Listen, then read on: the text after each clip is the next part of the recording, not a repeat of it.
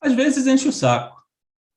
Hipocrisia, falsas verdades, o marketing pessoal que tentam nos enfiar pela goela. Quem não conhece as coisas como elas realmente são acaba por cair em aplausos num teatro mal interpretado da vida real. Não me contem sobre o pote no final do arco-íris, se eu já estive lá e sei que pode ter de tudo menos ouro.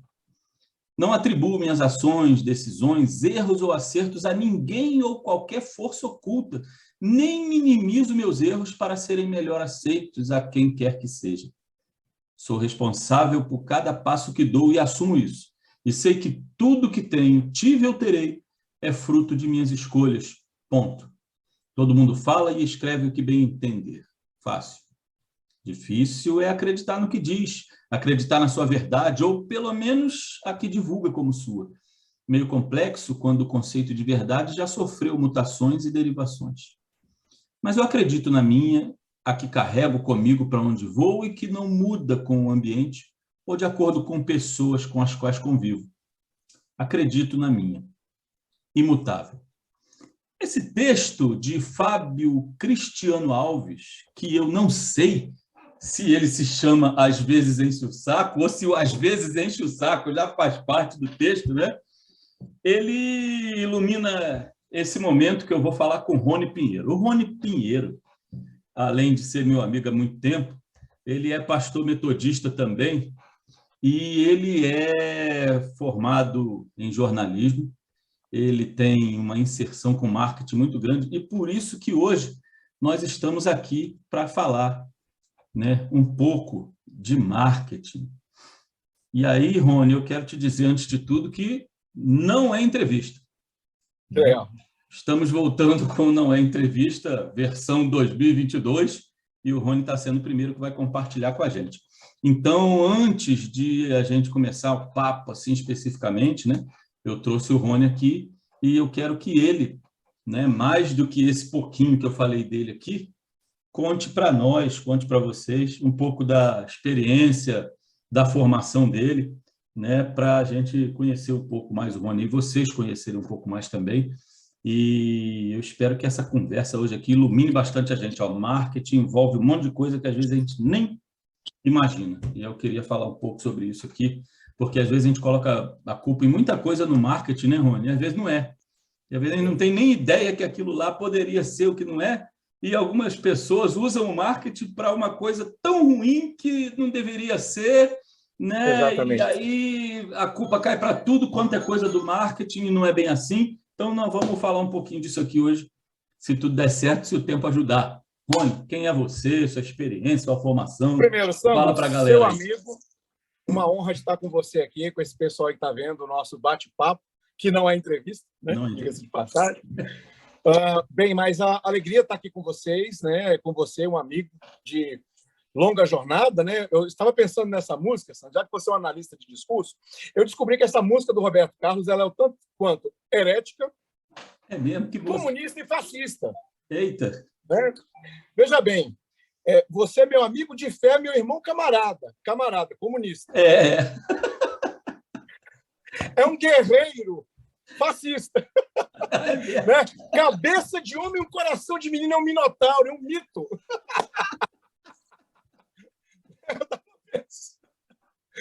É um mito. O cara vira um monstro. É um monstro, é uma coisa É um monstro. Mas, enfim, Sandro, tirando isso, é uma alegria estar aqui com vocês, como eu disse antes. Minha formação é em comunicação social, né? Eu sou pós-graduado em teologia da comunicação, né? E esses estudos, eu sempre me interessei por essa máxima de como a comunicação ela interfere, né? E o marketing interfere nos relacionamentos da religião e vice-versa. E, para mim, é uma alegria estar podendo contribuir de alguma forma. De antemão, quero dizer que é um assunto que nós não vamos esgotar aqui nesta noite. Não tenho a menor pretensão de falar aqui em ex-cátedra, muito pelo contrário. Eu acho que a única colaboração que nós temos aqui para os seus amigos, para os alunos, aqueles que, de repente, quiserem ouvir essas declarações tão insanas que partiram nossas aqui, é que, na verdade, é só uma motivação para que eles possam se aprofundarem ainda mais, né, nesse tema, que realmente é fantástico e muito atual. É isso. Rony, você tinha falado que a sua formação passava pela Universidade de Genebra. Sim.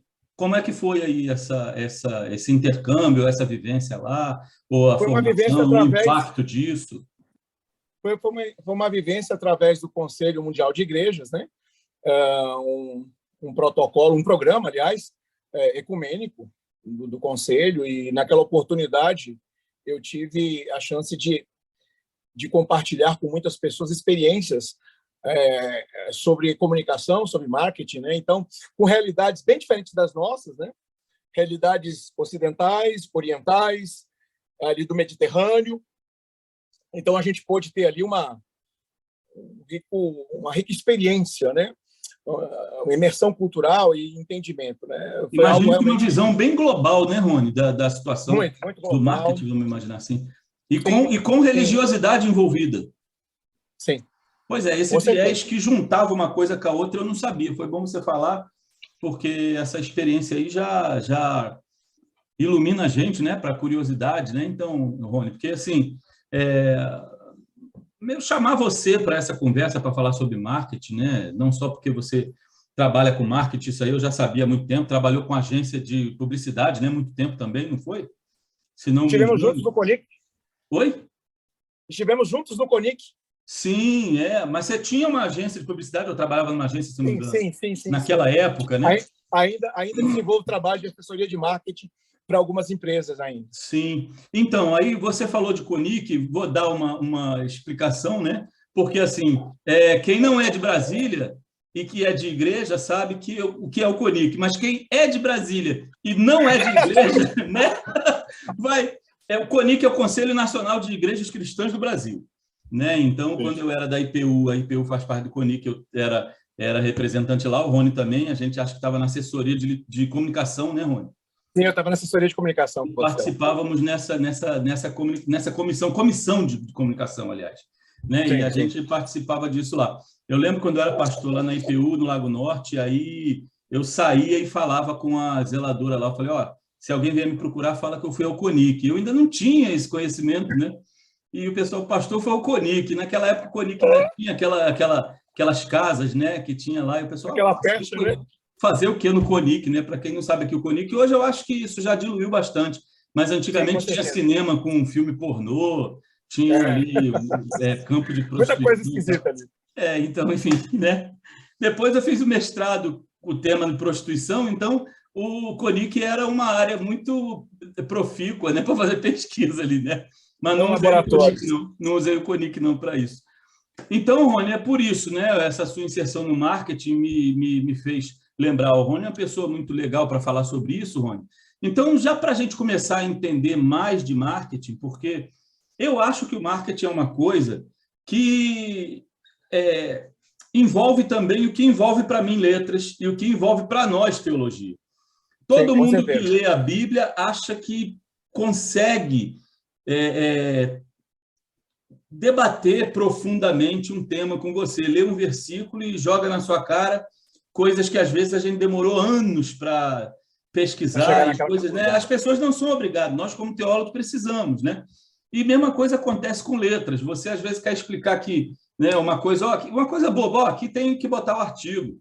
Aí, cara, às vezes um fim de semana ou uma semana inteira de um colóquio e um encontro numa universidade com gente do mundo inteiro para debater colocação de artigo, né? E aí as pessoas, né, infelizmente, sabe aquele lance do presidenta? Aquele lance do presidenta? Cara, as pessoas queriam explicar aquilo. Não existe, porque é no latim. Eu falei, cara, você nem sabe português direito, você quer falar de latim? É complicado. Eu acho que o marketing passa por isso, sabe, Rony? Também. Você só vê a propaganda e acha que entende de marketing. Mas vamos combinar, no nosso país nós somos assim, os famosos generalistas, nós entendemos de tudo, até de vacina a gente entende agora. A gente pode dizer para as pessoas que elas devem vacinar ou não. Sommelier de vacina, né? Exatamente, a gente nunca frequentou uma universidade da área de medicina, infectologia, mas a gente, né? E outra coisa, nunca questionamos vacina nenhuma para trás agora. E de repente, sabe, a gente passa alguns anos no quartel, sai de lá de uma forma meio esquisita e agora a gente acha que pode falar sobre vacina. Ô, Rony, então eu queria que você falasse um pouco de marketing, né? Teoria, base, para que a gente possa direcionar, né, o nosso caminho dentro do marketing, para não pensar que simplesmente marketing é só aquela propaganda que passa na televisão, né? Então, a gente tem uma visão limitada de marketing e, às vezes, quer direcionar, debater um monte de coisa, né? Enfim, aí eu acho que uma visão sua mais técnica nesse começo, acho que ajuda a gente, ajuda todo mundo. Eu acho que o conceito básico de marketing, até de uma tradução livre, até, digamos assim, pouco inspiradora, as pessoas traduziam marketing como mercado. Uhum. Mas, hoje, se tem uma visão diferente. Eu acredito mais profunda a respeito do tema. E nós entendemos hoje o marketing como iniciativas de atender demandas. Então, isso, digamos assim, coloca o marketing numa outra prateleira. Não aquela apenas do mercado no sentido de vender coisas, como você citou, só vender, da publicidade, né? Da publicidade. Mas o marketing, eu vou trazer aqui um pouco para no nosso contexto bíblico, teológico, de igreja mesmo.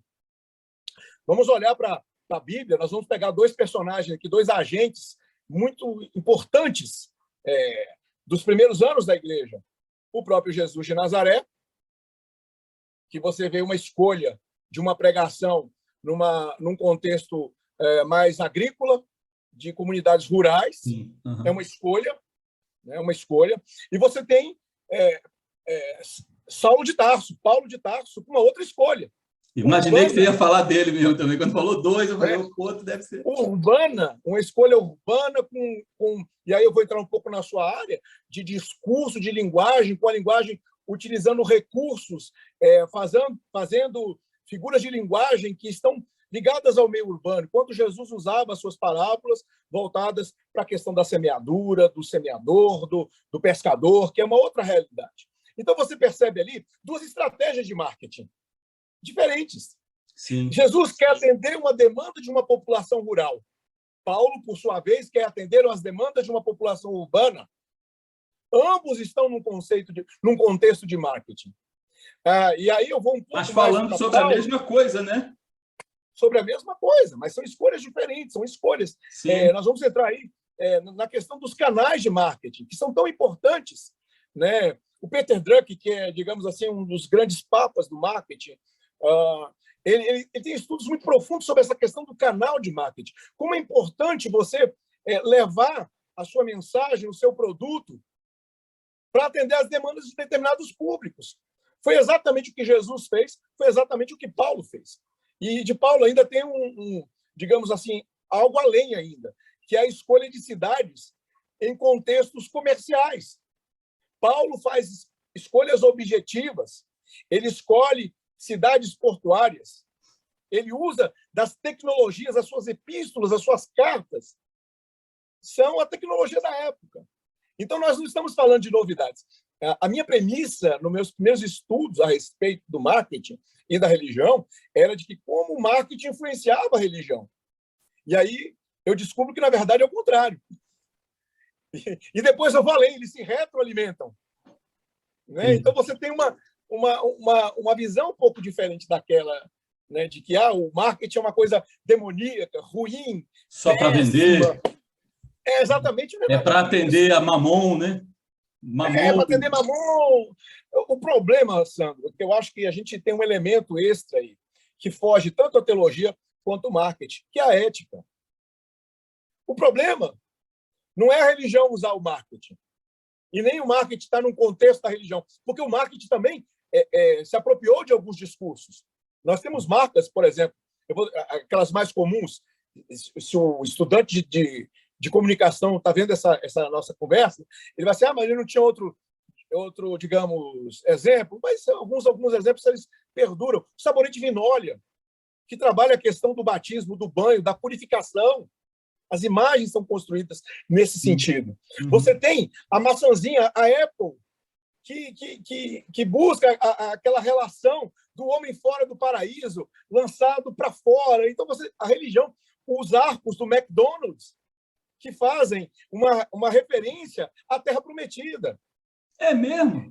Exatamente. Então você tem, e aí você tem outros, você tem o Lamborghini, que tem, né, aquele símbolo lá do tridente, a Maserati, esses carros. Então, a religião, ela está presente. O marketing também se apropria do discurso da religião. E a religião, por sua vez, também utiliza dos meios do marketing para fazer a sua mensagem chegar. Eu quero dar 2 exemplos para a gente continuar a nossa conversa, trazendo um pouco mais para os nossos dias. Primeiramente, não tanto para os nossos dias hoje, mas John Wesley. John Wesley, ele faz uma outra opção também de canais de marketing diferente daqueles que a igreja conhecia até então, que é a igreja anglicana, que é a própria igreja católica. Ele põe o púlpito em cima de um cavalo e vai pregar nas minas de carvão. Ele vai até onde havia uma demanda. Uma sociedade que necessitava ouvir o evangelho, necessitava ouvir sobre a graça de Deus. E mais agora nós temos o Billy Graham, que foi aí, sim, sem dúvida, um elemento muito importante de marketing, um agente marketing da religião no século XX, com as suas pregações através da televisão, enfim. Ele começou a usar, né, a rádio, TV, né, para poder atingir. Exatamente, ele é um dos precursores. Isso depois muda. Você vai ter o Rex Humbert, você vai... Jimmy Swaggart, né? Que nós consumimos aqui. Jimmy Swaggart. Aqui no Brasil, alguns exemplos que é melhor a gente não falar. Exatamente, vai o Conic. O Conic lá, não o Conic da igreja. Pois é. Do Jimmy Swaggart. Hein, Rony, então você falou no começo que agora nós podemos dizer que é uma visão, por exemplo, talvez no começo do marketing a preocupação era assim, vamos mostrar um produto para vender. Mas hoje você diria que o marketing também está preocupado em atender uma demanda. Quer dizer, é uma coisa mais ética e mais humana. Existem também políticas públicas que estão verificando isso, do tipo, poxa, essa propaganda aqui está sendo mentirosa, no sentido de, assim, só está buscando atingir pessoas para lucrar e está falando coisas que não é verdade do produto, que é um produto, inclusive, que pode prejudicar a pessoa. Entendeu o que eu quis dizer? E isso existe, política pública, e o marketing também, numa aula mais ética, ele verifica isso e ele combate isso. Isso existe nos meios de pensamento, de academia do marketing? Sim, com certeza. Nós vamos, por exemplo, nós vamos pegar alguns exemplos. Nós temos o CONAR, que controla, né, as propagandas, as publicidades, e nós temos outros, a própria Justiça, o nosso STF, né, tão combatido, digamos assim, satanizado, questionado, vamos dizer assim, né? Satanizado por alguns, né? Enfim, ele tem, nas suas decisões, os ministros da corte têm, muitas vezes, punido, né, empresas que realmente faltam com essa verdade, com essa... Né? Nós temos algumas situações, aí, por exemplo, um caso muito recente, daquela moça que tomou os comprimidos, né, tomou aqueles chá de 50 ervas, 50 não sei o que das quantas, e veio a falecer. Nós tivemos alguns casos aí, por exemplo, até no Rio de Janeiro mesmo, de clínicas que prometiam ali, né, a lipoaspiração, e outros tratamentos estéticos que levaram as pessoas a mutilaram essas mulheres e algumas foram a óbito. Uhum. E, então, é uma questão de polícia hoje. Bem, mas já lá na academia se estuda assim. Até porque nós temos, digamos assim, nós passamos por todos os pensadores, digamos, do marketing, tanto da comunicação, do marketing. Estudamos, por exemplo, pessoas como Joseph Goebbels, né? Então, se falar de nazismo parece que é meio perigoso hoje em dia. Não, mas assim, e é importante a gente entender o seguinte. Qual era a estratégia de divulgação dele, né? Exatamente. Mas assim, o nazismo em si é indefensável. Você pode dizer para mim que é um lapso ético, que é um lapso de memória, é porque é bebida, é porque, sei lá, você está drogado. Não, a gente sabe que o nazismo ele é indefensável, né? Simplesmente porque ele é um ataque à pessoa, né? Ao ser humano, ao indivíduo. Ele quer tirar da pessoa aquilo que é mais importante, que é essa noção de indivíduo, de pertencimento à raça humana. Então, o nazismo... Mas as estratégias do Goebbels, elas são estudadas, né? Como comunicação de massa. Uhum. E o marketing, ele, em alguns aspectos... convencimento, né, Mônica? Porque eu acho assim, o ruim é quando você... A capacidade de mostrar para o outro o seu produto, eu acho legal. A sua ideia é legal. Eu acho que a ética chega até aí. Mas o ruim é quando você aprende técnicas para convencer o outro de que é bom uma coisa que não é.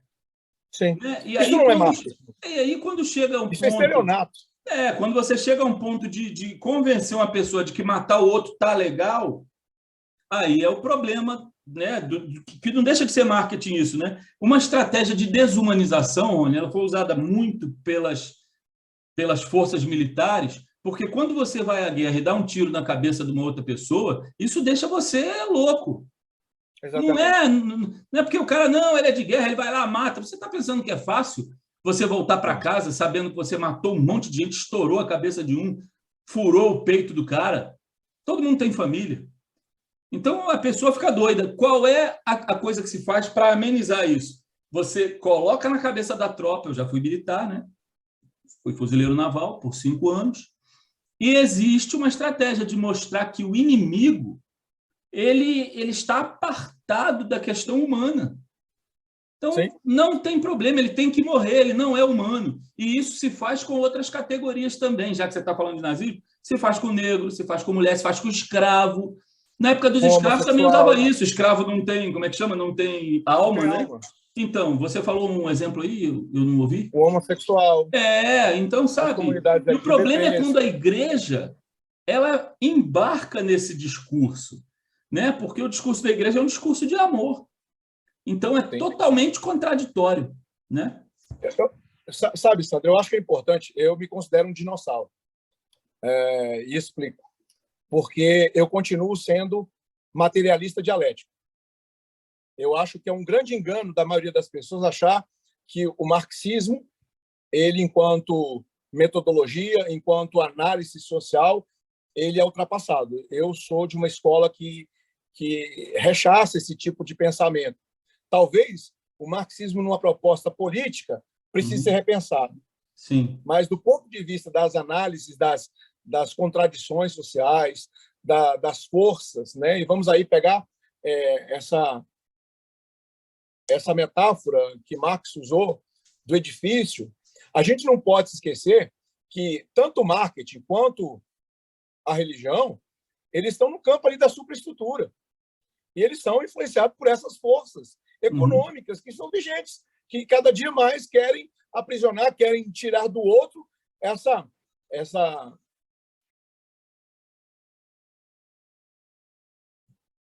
Acho que o Rony caiu aqui.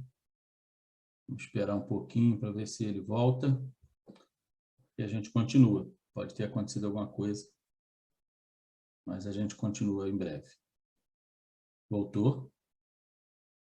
Tá voltando aí, né, Rony?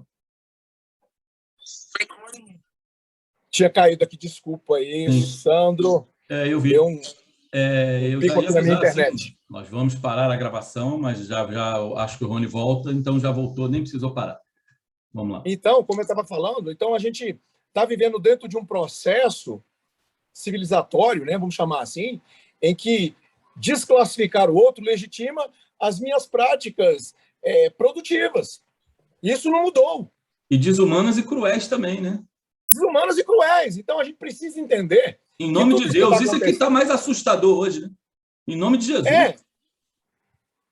O Anthony Bourdain, eu assisti no programa dele esse final de semana, né, uma gravação da CNN, ele fala uma coisa interessante, ele foi a Singapura provar-lhe os pratos, e ele fala alguma coisa muito dura para os seus, digamos assim, interlocutores ali, porque a moça, né, o casal que estava jantando, comendo com ele, os que estavam ali, os nativos que estavam comendo com ele ali, diziam que ele já não, por exemplo, lavavam mais roupas, porque todas eram as empregadas domésticas que faziam. E aí o Bourdain, ele diz o seguinte, ele fala, olha, vocês acabaram reinventando a burguesia. Vocês estão explorando as massas mais pobres, vocês conseguiram, dentro de um processo de, entre aspas, comunismo, que na verdade é o imperialismo, vocês reinventaram a burguesia. Aí depois ele fala assim, eu estou brincando, mas você vê que ficou um climão ali. Mas ele vai na raiz do problema. Não importa, Sandro. Que é uma outra vertente, né, da mesma coisa. Exatamente, porque, na verdade, e aí eu vou voltar ao nazismo, assim, até para a gente... O nazismo, eu acredito que ele é apenas um desdobramento do capitalismo. Ele é uma síntese provisória daquilo que nós chamamos que o Slavoj Žižek, ele fala muito bem lá no seu livro, né, Bem-vindo ao Deserto do Real, quando ele diz que faltou ali, na sociedade alemã, a revolução proletária, quer dizer, para que houvesse uma mudança naquele paradigma de exploração. Sim. Dos proletários. Então, eu acredito que quando nós permitimos que a injustiça ganhe esse status de organização, de Estado, a gente vai legitimar muitas coisas. E uma das formas de legitimar isso é a utilização indevida do marketing. Eu vou subverter a ideia de ser humano, a ideia de pessoa, de necessidade. Aquilo que era para atender a necessidade, sim, vai atender a necessidade, mas de um pequeno grupo, um grupo hegemônico que tenta escravizar.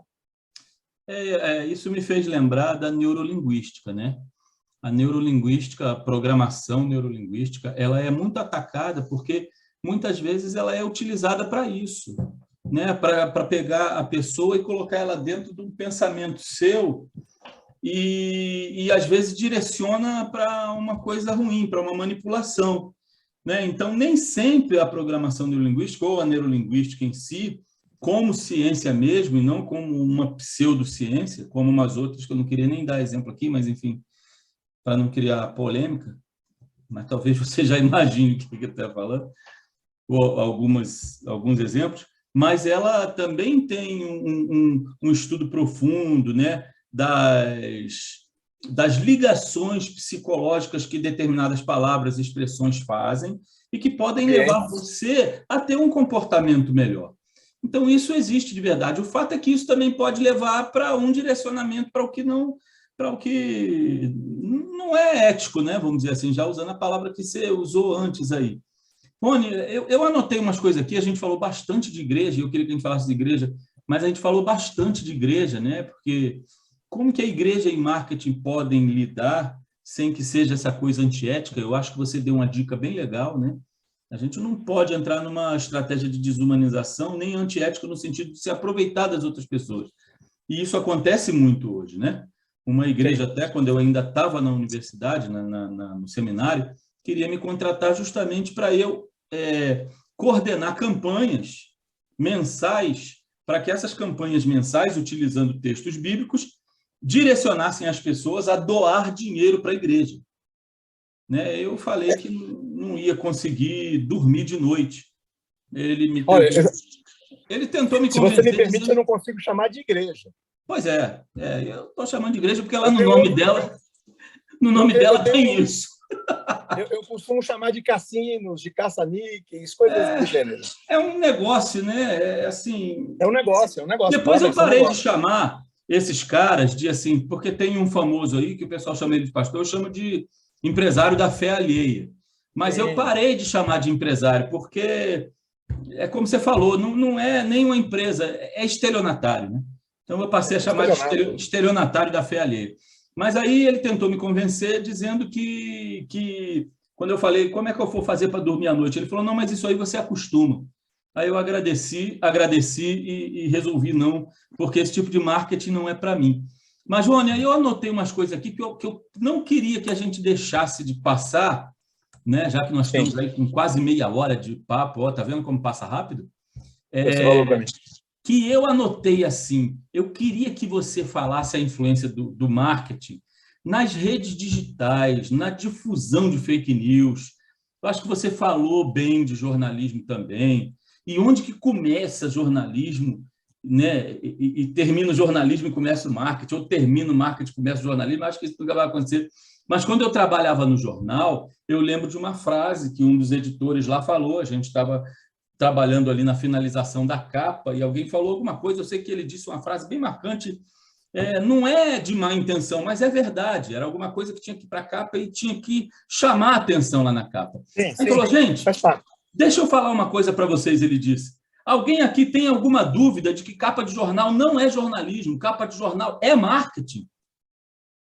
E eu achei isso sensacional, quer dizer, a capa do jornal precisa vender o jornal. Agora, até que ponto vai essa ética, né? E aí, voltando para você não esquecer das redes sociais do fake news, que talvez vai separar uma coisa da outra, mas não vamos esquecer desse sistema, não. Principalmente da fake news de redes sociais, que hoje está acabando com a gente, né? Eu acho que, mais do que o marketing, acho que o grande problema do jornalismo hoje, o jornalismo está na berlinda, não é pelo marketing, mas é pelo entretenimento. Nós estamos vivendo uma sociedade que está absolutamente epicurista, né? Ela é hedonista, ela quer viver o prazer. Então, o prazer não tem limites. O prazer tem que entrar no jornal impresso, ele tem que entrar na internet, ele tem que entrar no ato sexual, óbvio, mas ele tem que entrar na comida. Então, aí você vai gerando uma... Tem que ser rápido, né? Isso tem que ser rápido. Digitar é rápido. Então, eu como. É fácil. 140 caracteres. Vamos lá, exatamente. Vamos ver o que vai dar. Livro de 500 páginas hoje. Por exemplo, Humberto Eco diz que a internet deu voz aos idiotas, né? Eu sei que ele foi muito ácido, mas, assim, de certa maneira, eu concordo com ele. Bem, eu acho o seguinte, que o editor que disse que a capa do jornal não é jornalismo porque ele faz marketing, eu acho que ele está um pouquinho fora do contexto. Vamos pensar o seguinte, desde a invenção da prensa, quando Gutenberg nos dá essa possibilidade de tecnologia de prensar livros, olha, se não fosse pelo marketing, nós provavelmente não leríamos Shakespeare, nós não teríamos Agatha Christie, nós não teríamos... por que não dizer Paulo Coelho? Entende? Nós teríamos nós temos vários livros que chegam, isso é marketing. Alguns para o bem, outros para o mal. Alguns te acrescentam, outros não. E sobre o jornalismo, em relação ao marketing, ele é importante. Uma boa matéria ela tem que ser agradável. Por isso que existe o lead, né? Nós temos ali, para quem não sabe, o lead é aquele primeiro trecho da matéria onde você concentra ali, basicamente, a essência da notícia. Sim. Quem, quando, onde, tá, enfim, está ali. Então, isso é uma estratégia de marketing. E o lead é um avanço, né, Rony? Para o pessoal que não tem costume com jornalismo, antigamente a gente tinha uma coisa que você conhece muito melhor do que eu, o nariz de palhaço. Exatamente. Mas está em moda. Né? Você vai contar um acidente. Os carros antigamente eram bonitos, porque vermelhos, azuis, amarelos fazem o gosto dos homens, né? Assim como as mulheres. Olha, o cara está querendo contar um acidente. Então, ele vem chamando sua atenção, 3, 4 parágrafos, para depois dizer lá na frente que teve um acidente. Hoje, no lead, existe uma regra. Você vai dizer o que aconteceu, quando aconteceu, como aconteceu, com quem aconteceu, que horas aconteceu, onde, e pronto. No primeiro parágrafo de uma matéria, você tem todo o serviço ali. O resto vai aprofundar, né? Então, isso é uma regra importante para o jornalismo. Há um problema hoje, por exemplo, com as redes sociais, você tem esses influencers, né? Esses influenciadores, a maioria não domina sequer o português, quanto mais técnicas jornalísticas para escrever. Então, a gente fala, algumas pessoas falam assim, mas o jornalismo vai acabar com a internet. Não, o bom jornalismo vai continuar. Agora, se você quiser acreditar em texto, em vídeo de WhatsApp, que a tia do WhatsApp fez lá e está falando que vacina não presta, diz que o outro é do mal, enfim, você acredita se você quiser, amigo. Agora, eu, como jornalista, eu posso dar uma dica. Quando eu vou ver uma matéria, eu vou ver lá no rodapé, se é Folha de São Paulo, se é o Estadão, se é o Globo, se é a BBC de Londres, se é o Yesterday, se é o Le Monde, né, o Le Figaro, The Guardian, enfim, você tem que procurar. A mídia tradicional ainda, ela conserva aquilo que está mais perto da verdade. E quando você lê num blog qualquer, né, Rony? Quando você vê num blog qualquer, a sua experiência, você lê num blog qualquer a informação, para você saber se é verdade mesmo, você vai num veículo desse que tem a credibilidade. Isso é a atitude de um leitor profícuo. Né, de saber... Uma das coisas essenciais do jornalismo quando o cara é um leitor profícuo, ele não cai numa fake news assim, ele desconfia, e muito menos replicar. Olha o que São Jerônimo falou, Rony. São Jerônimo ali datado de 347 a 420 depois de Cristo. Por mais imbecil que seja o autor, ele sempre encontra um leitor semelhante. Então, Ótimo. porque, quando você falou do Humberto Eco, eu lembrei dessa fase de São Jerônimo, que eu deparei com ela hoje. Por que hoje tantas fake news, tantas matérias e manchetes ridículas dessa encontram gente replicando? Claro, tem os bots pagos para isso, tem os gabinetes que planejam isso, mas tem os imbecis que fazem isso. E os bots e os gabinetes contam com a existência desses imbecis. Eu estou falando de conteúdo, né? É claro que a gente vai relacionar com alguma coisa no nosso país ou em outro, né? E isso acontece muito na França. Aqui no Brasil não acontece muito, não. Eu vou falar uma coisa para você, Sandro. Vamos usar uma linguagem que não é própria nossa, mas é dos infectologistas, do pessoal da farmacologia. Eu digo que o antídoto para todo o fascismo e esses ismos que estão aí, basta você ler um livro. Se você ler um livro, e eu não precisa ler todo, não, já é o suficiente para você se afastar de qualquer imbecilidade desse tipo de combate vacina, enfim. Eu só pensei num livro aqui, Rony, tem muito cuidado com os livros, porque tem um aqui que fala que você não vai virar um idiota, mas aí... Sim. Tem livros e livros, mas é claro, né? A leitura... Rapaz, não, você me lembrou de um episódio muito engraçado. Eu estava naquela livraria que tem ali no Park Shopping, para os que não são de Brasília. O Park Shopping é o maior shopping aqui do Distrito Federal. Eu estava lá e alguém estava folheando esse livro. E eu estava com uma pessoa muito querida, que é uma pessoa assim, muito, digamos assim, com uma visão acadêmica muito aprofundada. E a gente olhava, e aí eu não resisti. Que o livro dizia, né?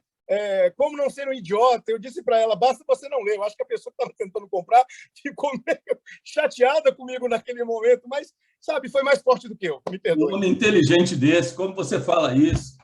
Que falta de respeito, né? Enfim. Rony, eu acho que a gente está num caminho aí que a gente precisa dar um descanso para o pessoal, ruminar. Eu acho que podem aí, né, na postagem, escrever, fazer perguntas, porque eu até convidei o Rony, não tinha falado antes, mas, Rony, mande seus links para o pessoal fazer contato, os links que você queira divulgar, o que você precisar, que a gente coloca junto. Mas, enfim, por fim, eu queria que você dissesse aí o que você acha importante que a gente não falou e que você se lembra e que deixa de dica e que alguma coisa que você pode absolver o marketing. Agora foi igual o nosso querido falecido Joaquim Roriz, né? Uma vez ele venceu a eleição e ele falou: eu queria agradecer a todos, dar um abraço a cada um que me votou em mim, mas eu estou muito absolvido pelo trabalho. Então, ele não podia fazer isso, né? Então, para absorver aí o marketing, já que absorve... Um cara que sabia... Bom ser citado ele. Um cara que dominava pouco a língua portuguesa, mas dominava muito bem o marketing político. Exatamente. Disparadamente, para mim, é o ícone do marketing. Aí eu não vou entrar aqui na questão de se você é a favor ou não era das políticas. Sim, a questão não é essa, mas, né? Para mim, o personagem político, ele é, assim, sem dúvida, um daqueles professores assim que, principalmente esse marketing mais populista, né, e que fazia uma política sem falar que vai matar ninguém, sem ameaçar, sabe, as minorias, enfim, conseguia fazer um marketing popular, né, da política sem esse. Então a gente consegue identificar. Conseguia comunicar, né? Conseguia comunicar o que ele, daquele jeitão dele, né, meio goianês ali, conseguia alcançar a sua massa. Bem, acho que a primeira dica, Sandro, é não demonizar o marketing. O marketing, ele tem o seu lugar na história, ele tem o seu lugar dentro da igreja. Nós temos que não esquecer o que o marketing é para a igreja. É atender necessidades. Uhum. Veja bem, eu vou dar um exemplo aqui. E você usou a palavra que a gente pode linkar aqui, Rony, para não ficar apartado de tudo que você falou, que é demanda. Demanda. As necessidades, essas demandas são as necessidades das pessoas e, no caso da igreja, necessidades também espirituais, né? Estou errado? Você quer ver um exemplo? Você tem uma igreja tradicional, onde a sua maioria são pessoas idosas que viveram num mundo analógico, a sua história toda, e, de repente, então, você vem, pinta a igreja de preto, coloca um monte de jogos de luz, coloca um monte de câmeras para tudo quanto é lado e muda o nome da igreja para church. Agora, que eu acho uma ridículo esse church, sabe? Eu acho uma boçalidade isso. Tira o púlpito e sabe? bota um barril. A máquina é o português, ora. Né? Tira o púlpito e bota um barril. Bota um barril. Worship. Agora, enfim, eu acho o seguinte, isso é, digamos assim, um estupro, sabe? É uma curra na relação fé que essa pessoa tem com a igreja que ela tem. Então, eu acho que é o primeiro ponto. Então, você está usando o marketing de uma outra forma. Você está agredindo a pessoa. Você não está atendendo a necessidade da sua comunidade. Agora, por sua vez, você tem uma comunidade, você tem uma comunidade ali dentro de um contexto de periferia, de jovens. A sua maioria são jovens que se relacionam com hip hop. Por que não? Colocar o barril, pintar a igreja de preto, sabe? Se você vai alcançar Dom Ávila, um dia conversando, ex-arcebispo de Brasília, um dia conversando, eu era um jovem ainda, nos meus 15 anos, ele me disse assim, Santo Agostinho dizia, é mais fácil alcançar moscas com uma colher de mel do que com um barril de vinagre. Então, você já via a influência do marketing ali. Então, a gente atender às necessidades. Esse é o caminho. E principalmente, dois princípios que nós não podemos esquecer para usar o marketing na comunicação, na igreja, seja amar a Deus sobre todas as coisas e ao teu próximo como a ti mesmo. Se você colocar isso como luz, como sandália para os nossos pés, luz para os nossos pés, o marketing vai caminhar muito bem na sua igreja. Você vai atender a necessidade da sua comunidade. Você vai ser um pastor profícuo no ganhar vidas, em fazer discípulos, cuidar das pessoas, zelar. Você não vai espalhar fake news, porque você sabe que o pai da mentira é o diabo. João 8:44, está lá, o pai da mentira é o diabo. Jesus disse isso, não fui eu.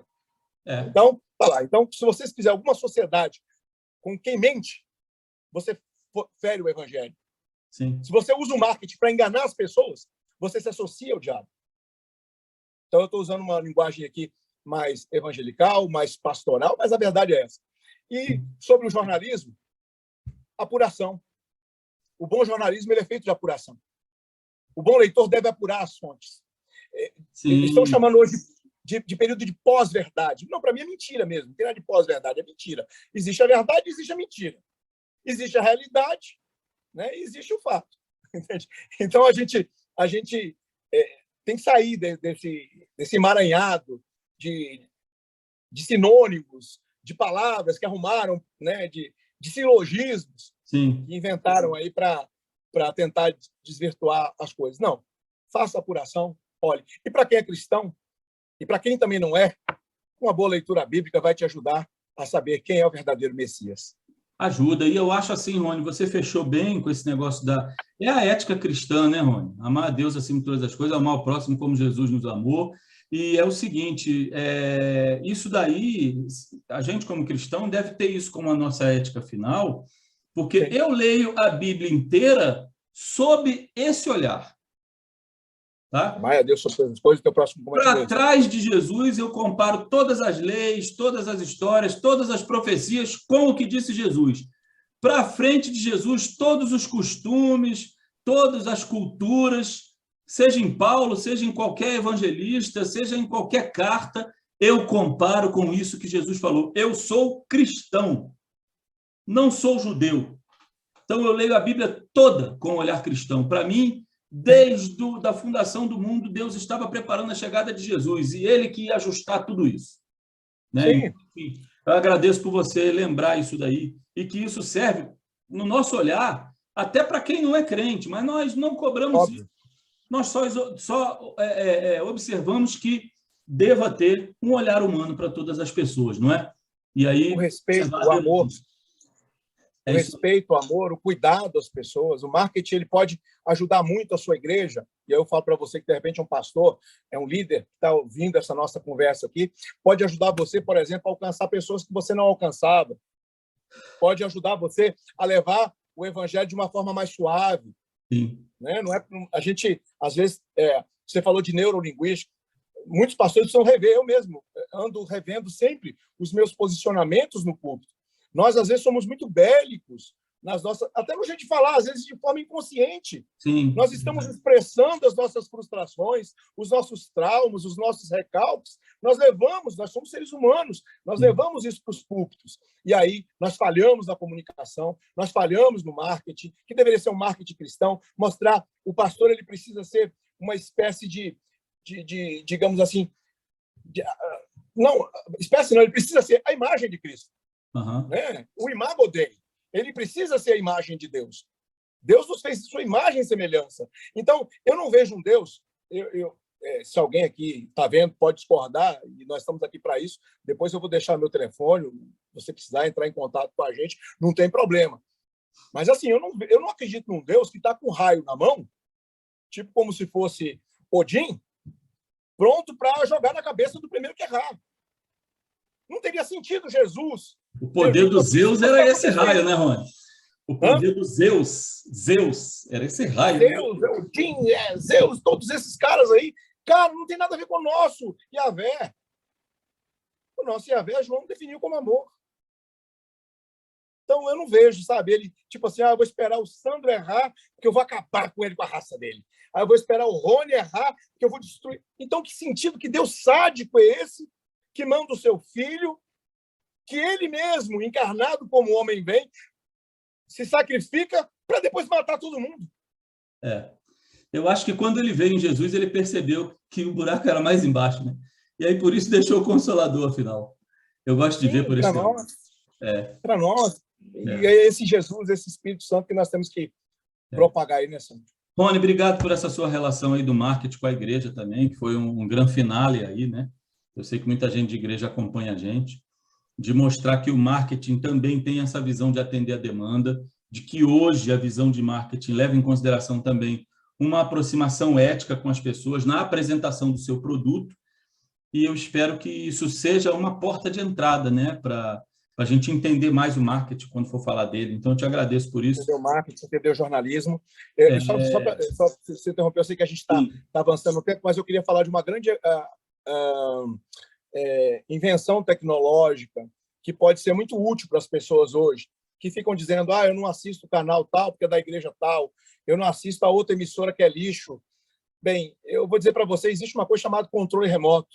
Se você ainda não descobriu, eu posso te apresentar no meu link. Eu vou tirar uma foto e mostrar para você que existe uma opção. Você pode mudar de canal. Pode não assistir, né? Tem um canal que eu não assisto, certamente há mais de 15 anos, né? Ou você poderia fazer como o Groucho Marx um dia disse. Eu amo a televisão. Toda vez que alguém liga uma perto de mim, eu vou para o meu quarto e ler um livro. Você pode escolher. Não precisa ser aquele livro que a gente falou agora aqui, né? Não precisa, não. Rony, obrigado. Deus te abençoe. Um abraço. Obrigado. E lembra aí de mandar os links que você acha interessantes, os contatos seus, como é que chama que fala hoje? Aquelas coisas, o Instagram, sei lá. As redes sociais. As redes sociais, o que você achar interessante, se sim também, tá? Um abraço, Rony. Obrigado, viu? Um abraço, tchau. Forte abraço. Beijão, tchau. Um abraço para vocês aí.